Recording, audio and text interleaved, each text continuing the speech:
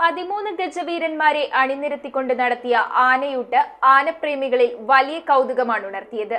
ഗജസേന ആനപ്രേമി സംഘം ചെറായി ഗൗരീശ്വര ക്ഷേത്ര മൈതാനിയിൽ നടത്തിയ ചടങ്ങുകൾക്ക് ക്ഷേത്രം തന്ത്രി പറവൂർ രാഗേഷ്, മേൽശാന്തി MG രാമചന്ദ്രൻ എന്നിവർ നേതൃത്വം നൽകി. ഗജസേന ആനപ്രേമി സംഘം ചെറായി ഗൗരീശ്വര ക്ഷേത്ര മൈതാനിയിൽ രാമായണ മാസാചരണത്തോടനുബന്ധിച്ചാണ് 13 ആനകളെ അണിനിരത്തിക്കൊണ്ട് ആനയൂട്ട് നടത്തിയത്.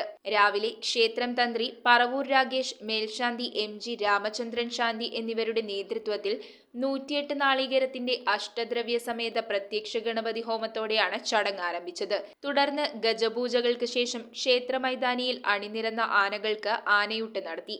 തേക്കിൻതോട്ടം മീര, കുരനല്ലൂർ പുഷ്പ, ചാന്നാനിക്കാട് ഷീല, കേളശ്ശേരി കണ്ണൻ, ഓതറ ശ്രീപാർവതി, വേണാട്ടുമറ്റം കല്യാണി, കുന്നത്തൂർ കുട്ടിശങ്കരൻ, വേണാട്ടുമറ്റം ഗോപാലൻകുട്ടി, ഗുരുവായൂർ ഗോകുൽ, ഗുരുവായൂർ ബാലകൃഷ്ണൻ, പീച്ചിയിൽ രാജീവ്, പുതുപ്പള്ളി സാധു, ഗുരുവായൂർ രാജശേഖരൻ എന്നീ ആനകൾക്കാണ് ആനയൂട്ട് നടത്തിയത്.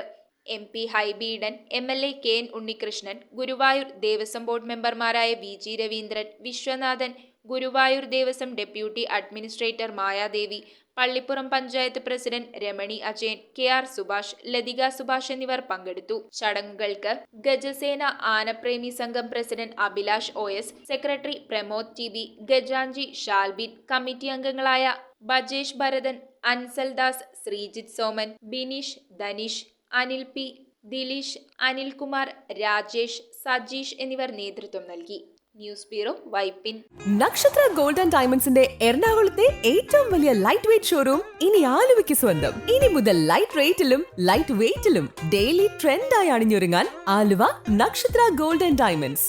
എറണാകുളത്തെ ഏറ്റവും വലിയ ലൈറ്റ് വെയ്റ്റ് ഷോറൂം ഇനി ആലുവയ്ക്ക് സ്വന്തം.